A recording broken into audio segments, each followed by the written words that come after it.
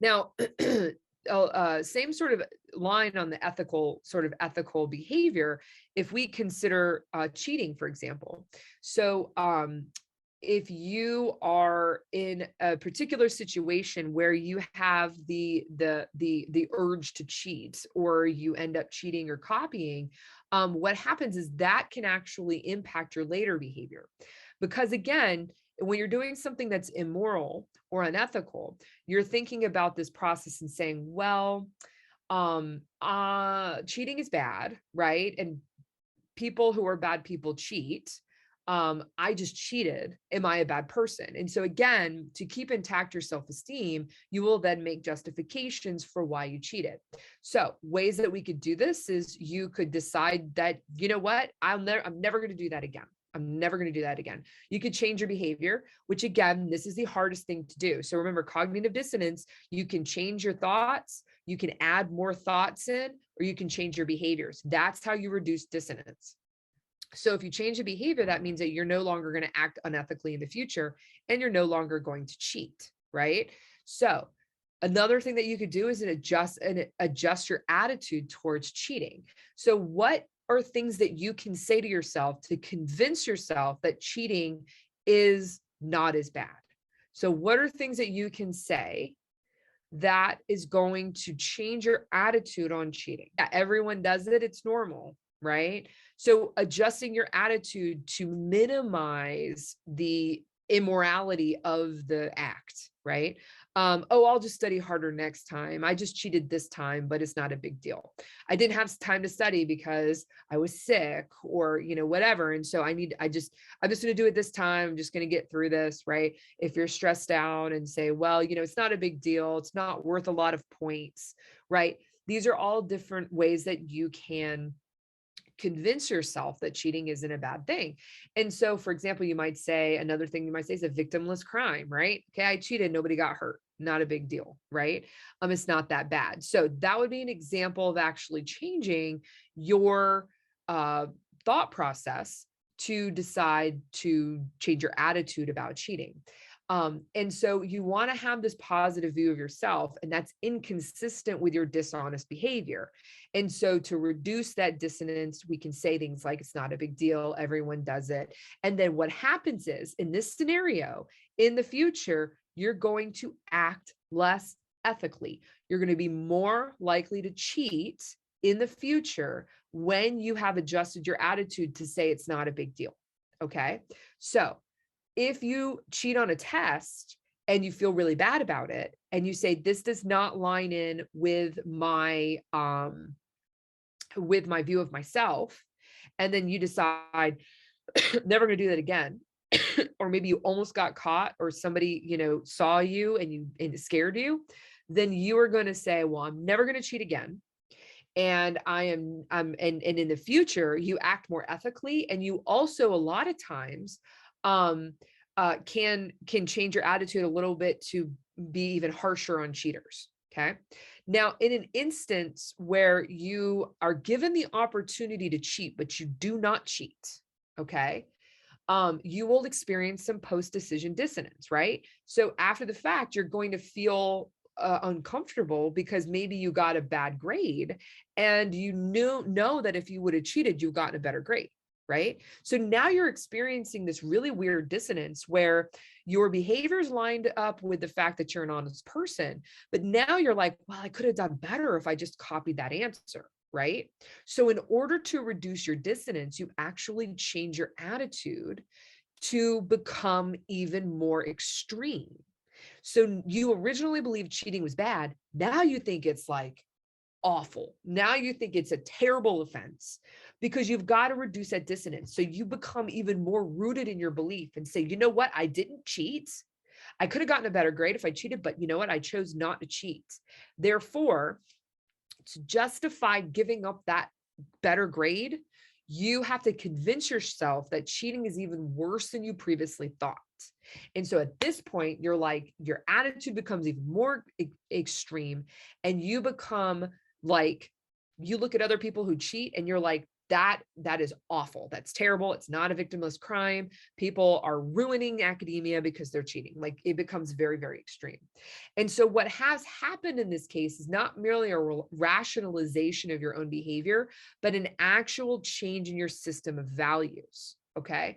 And so you actually develop either a softening or hardening of that belief system based on your actions. Okay.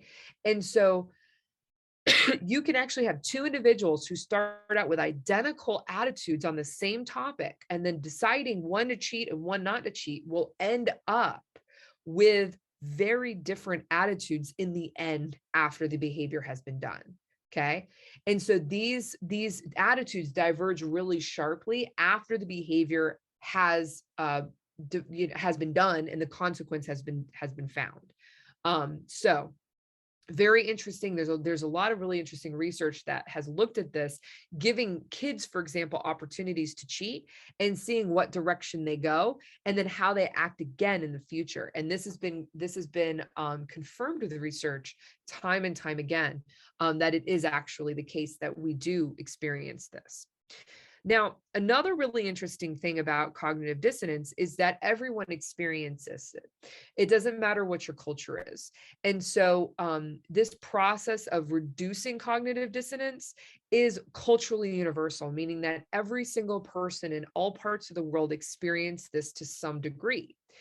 And it doesn't matter what your culture is. However, what does matter is how we change and how we end up modifying our thoughts or attitudes in response to the cognitive dissonance. So the content changes based on culture, what we pay attention to and what we experience that uncomfortable feeling with is culturally based. The fact that we experience it is not, that's universal to everybody. So what thoughts we change, what thoughts we add, what behaviors we change can all be culturally specific. So the content isn't necessarily important here. The fact that we do it is universally accepted and found across cultures, but the content itself is what differs from culture to culture. And so the needs of the group matters more in a collectivist culture, and you're going to find more dissonance reduction that's focused on the group and the family and making justifications based off of what is going to help my family and my village, right? Versus the more independent culture, which is going to be more focused on the individual. So your justification is going to be more selfish in nature for those independent cultures versus a collectivist culture. And so what that does is that sometimes that is really hard to study. So when you're looking at a collectivist culture, the needs of the group matter more than the needs of the individual. And so the dissonance reducing behavior is actually a little bit harder to identify, and it's a little bit less prevalent and obvious. And so what happens is that when we study cognitive dissonance in collectivist versus individualistic societies or independent societies, so think about independent versus interdependent, collectivist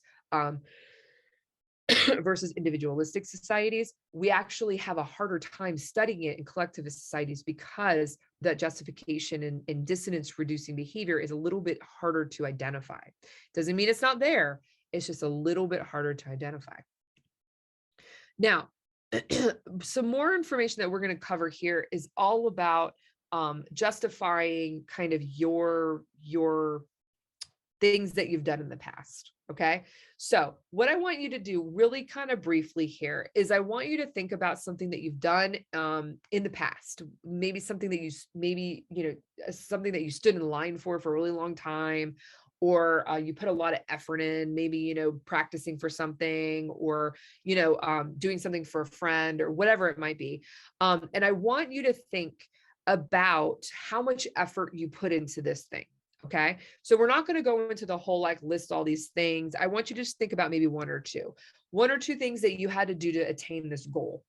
All right. And then I want you to think, Did you try to justify all that effort? Did you feel like you exaggerated the good things, under exaggerated the bad things? So I'm just going to give you a minute here to think about this. So think about something that you've done in your life that required a lot of effort. Okay. Um, so for example, like years ago, my sister had this really famous author that she loved and loved and loved. And it turns out that this person was doing a book signing about 45 minutes from my house. So I drove over there and I stood in line for like, I don't know, 4 hours or something ridiculous just to get a signature on this book for my sister. So something like that, something where you're just like, you maybe even devoted more time than you anticipated. You did this thing. Okay. So what was the thing, and what were the couple of things that you did to attain the goal? So I'm going to just give you a minute to think about that. Got one here. It says, helped my friend with building his Eagle Scout project for a few hours. Okay. And so do you find yourself justifying that effort by saying, for example, well, I was there for several hours. And when you think about it, you're like, I can't get that time back. Maybe you could have been studying, maybe you could have been napping, you could have been doing anything. But you have to justify the time and effort put in, because that didn't benefit you, right? So it's not your project. But maybe you can justify it by saying, I spent time with my friend and we had a good time. I helped them. It makes me feel good about myself. It came out really good because I helped. And so you're going to sort of over exaggerate all the positive things that you did, and you're going to under exaggerate all the stuff that you didn't do during that time frame, right? So that's definitely something that we do. So for example, when you apply to graduate school, and if you have to take a particular exam like the LSAT, the MCAT, or the GRE, all this time that you spend studying and practicing, you have to justify that, right? So you tell yourself, well, I did that because I want to get into grad school, and I really want to, or I want to get into medical school, or I want to get into law school. And so you are going to kind of push yourself to do these things, and justify the time spent. And we see this in examples like in the case of fraternities and sororities. We'll see this, for example, looking at um, going in the military and going through basic training and going through stressful situations when you go to the grad school. And if it's like a traumatic experience, then you're like, well, I did that because I came out with a better chance of getting a good degree and a better job. Okay, so here in the chat says, played soccer for years, always had tournaments and practice, didn't have a lot of free time. Justified that decision by saying it was a learning lesson and met great people. Absolutely. You had a good time. There was a lot of good memories there. You developed skills. There's definitely ways that you can justify the effort that you put into these kinds of things. And that's what we do, is that the more effort it requires, the more justification that you're going to have. Okay, so I quit pursuing medical school last semester. And so, yeah, that process of saying like, I'm no longer doing this thing. Now you have to justify your decision, right? So you've, so far I've been justifying muddling through pre-med courses by, well, I know some good general knowledge now, at least, right? I'll use this later, right? So especially when you end up not pursuing the thing that you were going for, you need to have a lot of justification now to justify the decision of not pursuing it. So you look back and say, well, that wasn't time wasted. Now I can move forward. And, maybe you can use that in a future career. Maybe you can use that, in have an advantage for an interview for graduate school. These are all things that we can do to try to justify our efforts. And so justification of effort is basically our tendency to increase our liking for something that we have worked really hard to attain. And so if when you finish with your undergraduate degree, you're going to say, man, I'm so glad I did that. I am so glad that I have my degree. All this time that I spent was well worth it. Yeah, there were a couple negative things there, but overall it was a positive experience. And so anything that's ambiguous, that isn't necessarily positive or negative, you're going to be more likely to throw in the positive category, because it's going to help you, again, justify that effort. Even the most boring people and trivial clubs are going to have some redeeming qualities that you're going to justify why you're spending your time there. right? And a lot of times your activities and your behaviors can be sort of ambiguous and open to interpretation. But again, you're going to lean more to, oh, that was a positive experience because you want to justify your time and energy spent there. we're we tend to be pretty motivated to see the best in people and things. And so in that case, we tend to look at ambiguous things as more positive. Another thing that is really interesting, I've got a video on Moodle about hazing, and I really want you to take a few minutes to watch that. That is also something that we tend to justify is, for example, fraternities and sororities who in the past, before hazing was really like a big no-no and illegal, they would look at how close they felt to that group. And those fraternities and sororities that participated in hazing, those members felt a lot more closer to the group and were a lot bigger proponents than today, where fraternities and sororities aren't supposed to haze. And so the idea is that you've got to, maybe you did something embarrassing or stupid or even dangerous, you've got to justify why you did that, because you don't want that to take a hit on your self-esteem. So what you do is you like the thing even more and say, well, I did it because I wanted to have these connections. Now, sometimes there are situations where we have insufficient justification. So for example, if you tell your friend that you like her ugly dress, right? Like, I love it. That's an amazing dress. Okay. Do you experience a lot of dissonance? Do you feel like you would feel bad about that by saying, oh my God, oh, I know she likes it. This is a really ugly dress, but I'm just going to tell her that I like it. Okay. Do you think that you really feel bad about that? Let's say you're already out and she can't change, right? You're at a party and she's like, oh my God, do you love this dress? It has pockets. And you're like, wow, that dress is hideous, right? You're not going to be like, oh my God, your dress is just awful, because then that's going to make her feel bad and she can't go change it, right? So you might lie and say, well, I really, oh, your dress is nice. And you might feel a little bit bad about that, but generally speaking, you probably feel a lot less bad about that than if you were lying for no reason, right? You have to think about what thoughts are consistent or consonant with the lie. One of the thoughts that's consonant with the lie is we don't want to hurt people's feelings. Okay. And so we do run into situations where we do not have internal justification for telling a lie. Okay. So believing it is important not to cause pain to people provides you an external justification for telling the lie. Well, I don't want to hurt that person's feelings. So if you don't have internal justification, okay, you're not going to say, well, I'm a bad person, I'm an immoral person. That's the internal justification, right? The fact that you're a good person, you don't lie, needs to line up. When you lack internal justification, now we start to seek out external justification for our behaviors. So in this case of external justification, to make yourself feel better, so you might feel a little bit bad, that's going to be dissonant, right? Now you've got external justification for making yourself feel better after that lie. So in this case, external justification is some reason or explanation that can explain the behavior away. So for example, in order to receive a large reward, okay, you do this thing, which might not be a good thing, but you got a lot of money for it. Or to avoid punishment, you lie, like say to your parents or to a loved one, because you don't want them to yell at you, right? So you might decide to act immorally, but your external justification is, I don't want to get in trouble, or I don't want to get yelled at, right? Now, in the case of situations where there's hypocrisy, okay, when we make people choose between how they feel and how they act, that can induce this kind of hypocrisy paradigm. So for example, if you say, if I ask you, do you feel like ending world hunger is important? Okay. And all of you say, absolutely, absolutely, end world hunger. And then I ask you, what are you doing to end world hunger? Okay. The attitude that you have with world hunger versus the behaviors that you currently engage in are not lined up. Okay. So if I say, well, what are you doing to reduce world hunger? And you're like, oh, I mean, sometimes I give to a food shelter, but you're not actively trying to, do things that are going to align in with your behavior, then there needs to be some kind of way to reduce that dissonance. Okay.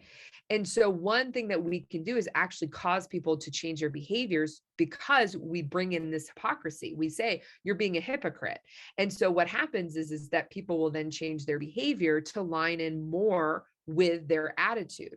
So one way that you can do this, for example, is by there was a particular study that was really interesting, where it was trying to get people to use condoms, because what happens is that in the case of checking with these different college students, they ask them, do you think wearing condoms is important? And they all said, yeah, absolutely. And then they're like, well, how often do you purchase condoms? And they're like, oh, not very often. So what they did is, in order to experience the hypocrisy, in order to bring to light this dissonance, right? What the researchers did was, they had to kind of preach this behavior to younger kids. So like college students would have to create a like a tutorial for high school students about why wearing condoms is so important. And it really made them aware that their actions and their attitudes were not lining up. So after they brought this to light and made people realize, hey, my thoughts and actions don't line up, it actually made them in the future, later on, actually purchase more condoms. So here in this blue group right here, this was the group that were experiencing the hypocrisy paradigm, where they actually were told had to do this project, and they were actually realizing that their actions were not lined up with their attitudes. Whereas these other groups were only told to either commit to doing a project, hey, be mindful that you should wear more condoms, or given information about STDs and condom use. Okay. The group that was told that you need to, do this project and practice what you preach, they actually bought more condoms directly after doing the project. And it was a really interesting way to show people that if you demonstrate the hypocrisy, you can actually change their behaviors. And this would be the same thing of me telling you guys, hey, if you don't believe, if you believe that ending world hunger is important, and then I make you do this whole project on what are you doing to end world hunger and what can other people do, that's actually going to make you feel more dissonant and be more likely to change your behaviors in the future and say that you would actually do more things to end world hunger, like volunteer at a local shelter. So really interesting kind of ways that people sort of justify and change their attitudes. Really, really interesting ways to motivate people to behave a certain way. Another thing that dissonance theory can do is it actually can predict whether you're going to like somebody or dislike someone. One way that you can kind of do this is you can, if you want someone to like you, you can actually ask them for a favor when you first meet them. This is called the Ben Franklin effect. Because Ben Franklin actually did this. He would actually go in and ask to borrow someone's book. And when you develop your first kind of feelings towards somebody, you want it to be consistent with how you act toward them. So if you give them an act of kindness, you're going to want to think positively because you want to justify that act of kindness. Well, you're not nice to bad people. So because that lines up with this kind of future perspective that you're going to have on them, you're going to be more likely to like that person in the future if you do a favor for them immediately meeting them. And so this is just a really interesting way that, if you want somebody to really like you, have them do something nice for you as soon as you meet them, because then they are going to then want to like you because they want to justify being nice to you. Very interesting way, kind of a manipulative way, but Ben Franklin was onto something really interesting when he did this. Another thing, reverse psychology in a way, kind of, yeah. The final thing that I want to talk about here, this is kind of the last major slide, last two major slides. And this is something that's extremely relevant to today, what's happening in the world today. So I really want to make sure that everybody understands this.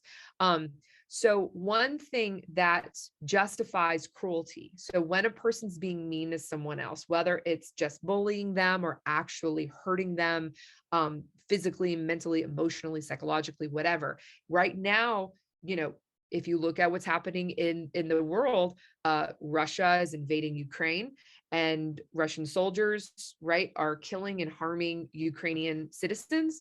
How do we justify people harming other people? Well, one thing that you can do is actually change your thought process about the victim. And so one way that you can do that is you demoralize them, you look at them as less than. And so it's easier to be cruel to someone if you feel like they are a disgusting person or they're bad. One thing that, for example, in World War II, that Nazis would do is send out propaganda about Jewish people and about how terrible of a human being they were.